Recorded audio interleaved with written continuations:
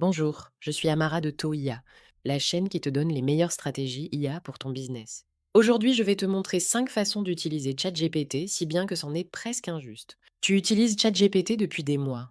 Tu poses tes questions, tu copies les réponses, tu passes à autre chose. Et pourtant, rien ne change vraiment dans ton business. Voilà pourquoi. Tu utilises ChatGPT comme tout le monde. Ces 5 stratégies viennent des meilleurs entrepreneurs du monde. Ils ne te les expliqueront jamais, moi si. Stratégie 1, le framework ESPE. Arrêtez de recommencer à zéro chaque jour. Créer une mémoire persistante, ChatGPT doit devenir votre clone numérique pour décider comme vous. Stratégie 2, la pensée adversaire. Ne cherchez pas la validation, cherchez la friction. Demandez à l'IA d'être un investisseur impitoyable qui cherche à détruire votre business model. Stratégie 3, l'ESM d'agent. Faites travailler une équipe de 20 personnes avec seulement 3 employés. Automatisez la recherche, l'analyse et la prospection sans aucune intervention humaine. Stratégie 4, l'hyperpersonnalisation. Le secret pour voler les clients de vos concurrents. Analysez ce que leurs clients détestent dans les avis et réécrivez votre offre pour les séduire. Stratégie 5, prototypage rapide. Ne construisez rien sans savoir si ça va se vendre. Simulez des groupes de discussion complets pour tester vos idées en quelques secondes. Reste jusqu'à la fin, c'est là que tout change. La première stratégie va transformer ChatGPT en ton meilleur collaborateur. Je l'appelle le clone. Laisse-moi te parler de Sherlock Holmes. Dans chaque enquête, Holmes mémorisait chaque détail. La couleur d'une tache d'encre, la posture d'un suspect, la marque sur une chaussure. Son vrai super-pouvoir n'était pas son intelligence, c'était sa mémoire, son palais mental. Un système parfaitement organisé où chaque souvenir avait sa place exacte. ChatGPT souffre du problème inverse. Chaque nouvelle conversation, il ne sait plus qui tu es.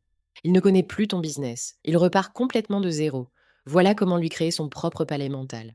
Ouvre le mode vocal de ChatGPT. Dis-lui: tu es mon assistant personnel. Pose-moi des questions sur mon business pendant 20 minutes. Parle librement, ne te censure pas, sois naturel. Colle ensuite la transcription. Demande un profil complet. Va dans les paramètres. Instructions personnalisées. Colle ce profil. Maintenant, crée des projets séparés, un pour ton business, un pour ton contenu, un pour ta vie personnelle. Upload tes documents dans chaque projet. Désormais, ChatGPT te connaît comme Holmes connaissait chaque détail de ses enquêtes. Il travaille pour toi, à chaque conversation, sans jamais recommencer à zéro. La deuxième stratégie va multiplier ta productivité par 10 sans travailler plus. Je l'appelle le swarm, l'essaim. Mozart ne travaillait pas sur une seule symphonie à la fois. Il en composait plusieurs simultanément. L'une en cours d'écriture, l'autre en révision, la troisième presque terminée. Son cerveau était une usine musicale qui ne s'arrêtait jamais.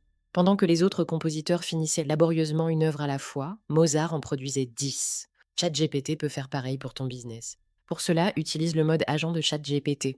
Au lieu de faire les tâches une par une, donne une mission complète.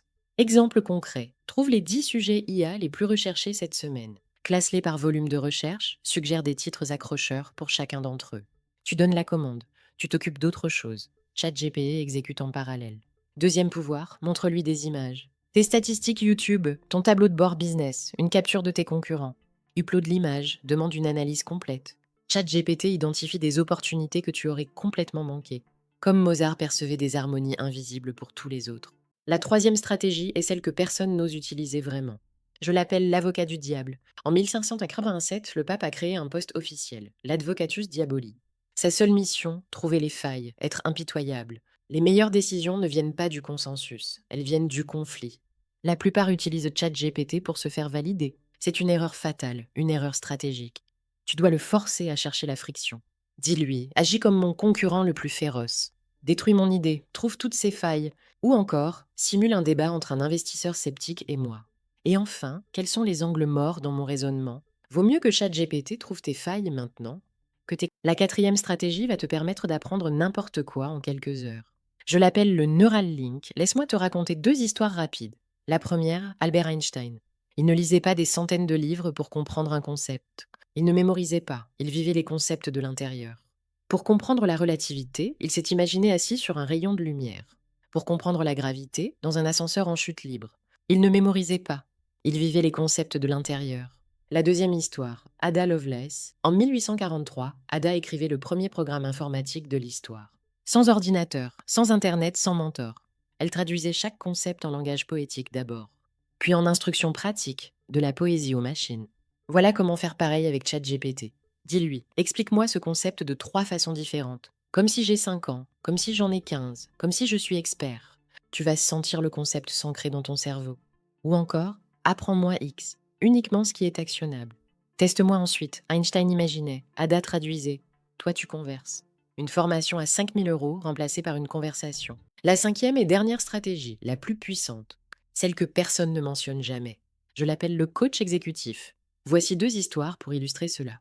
Le 11 février 1990, Nelson Mandela sort de prison après 27 longues années d'enfermement.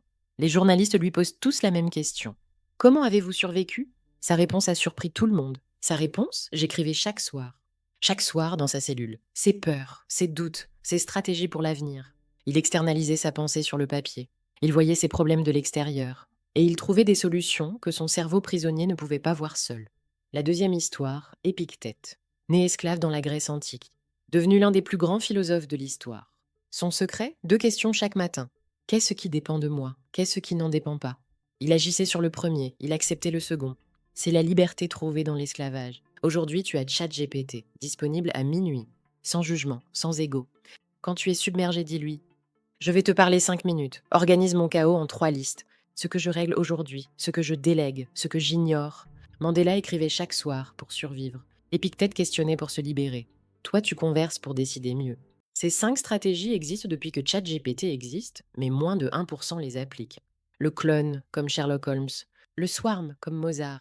L'avocat du diable, comme Antilles 87. Le Neuralink, comme Einstein et Ada. Le coach exécutif, comme Mandela et Épictète. L'IA ne va pas remplacer les entrepreneurs, elle va remplacer ceux qui refusent de l'utiliser. Si cette vidéo t'a aidé, abonne-toi à Taoïa. Dis-moi en commentaire laquelle tu appliques dès aujourd'hui. Je lis chaque commentaire, je réponds à chacun. Ma prochaine vidéo t'attend, clique dessus maintenant. D'ici là, soyez performants, soyez innovants, à bientôt.